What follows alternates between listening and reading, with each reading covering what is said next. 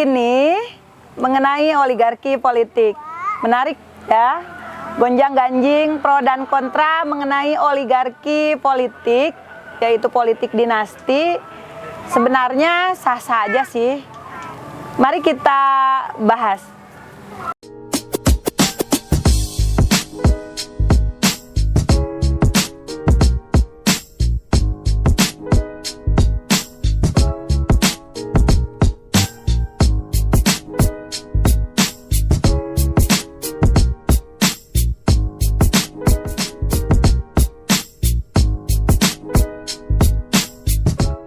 Teman-teman, kita sebenarnya bukan sesuatu hal yang baru ketika keluarga dari petinggi-petinggi partai kemudian ikut memasuki dunia politik, mengikuti ayah ibunya atau kakek neneknya, dan sering familiar dengan kita sebut oligarki politik. Sah-sah aja selama orang yang menempati itu berkompeten, berintegritas, karena pada dasarnya semua warga negara berhak untuk dipilih dan memilih. Namun ada kalanya yang aji mumpung ketika orang tuanya berkibar di partai politik, bisa berkuasa, kemudian anak-anaknya ikut serta tanpa dibekali dengan pemahaman politik atau pengalaman politik yang mumpuni. Sehingga kesiapan ini perlu. Sebaiknya memang oligarki ini tidak menjadi prioritas. Tapi mau tidak mau kalau memang passionnya seperti itu ya sah-sah aja. Orang mau mengikuti orang tuanya, kakek neneknya meneruskan perjuangan selama on the track dan memperjuangkan hak-hak rakyat, memperjuangkan visi misi dari partainya, silahkan.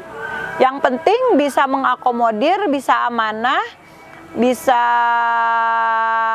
menampung aspirasi dan merealisasikan aspirasi yang dititipkan kepadanya.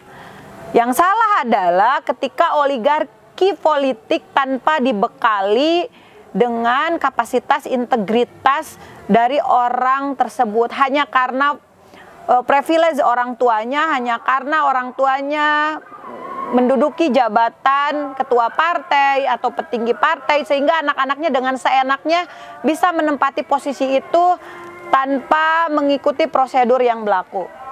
Sesungguhnya memang giat politik ini tidak bisa didapatkan secara instan.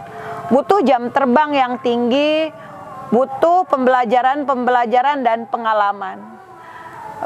Sehingga tidak asal menempati kedudukan hanya karena privilege atau value dari orang tuanya. Tapi apapun itu, demikian keadaannya. Biar teman-teman sendiri yang bisa menilai. Kalaupun kita ada di posisi oligarki, yang penting kita bisa untuk membuktikan dan bisa menampung aspirasi masyarakat sehingga masyarakat tidak terbodohi, tidak hanya dimanfaatkan oleh kita yang terlibat dalam oligarki.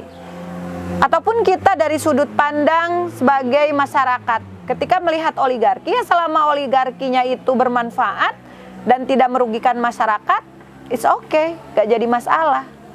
Jadi yang penting perlu kedewasaan dalam menilai perpolitikan ini. Bagi kami khususnya menilai oligarki politik selama kepentingan perempuan dan kepentingan anak terakomodir, dikhususkan bagi oligarki perempuan politik, mudah-mudahan ini bisa menjembatani PR-PR yang harus diselesaikan untuk kebijakan-kebijakan politik yang berpihak pada perempuan dan anak-anak.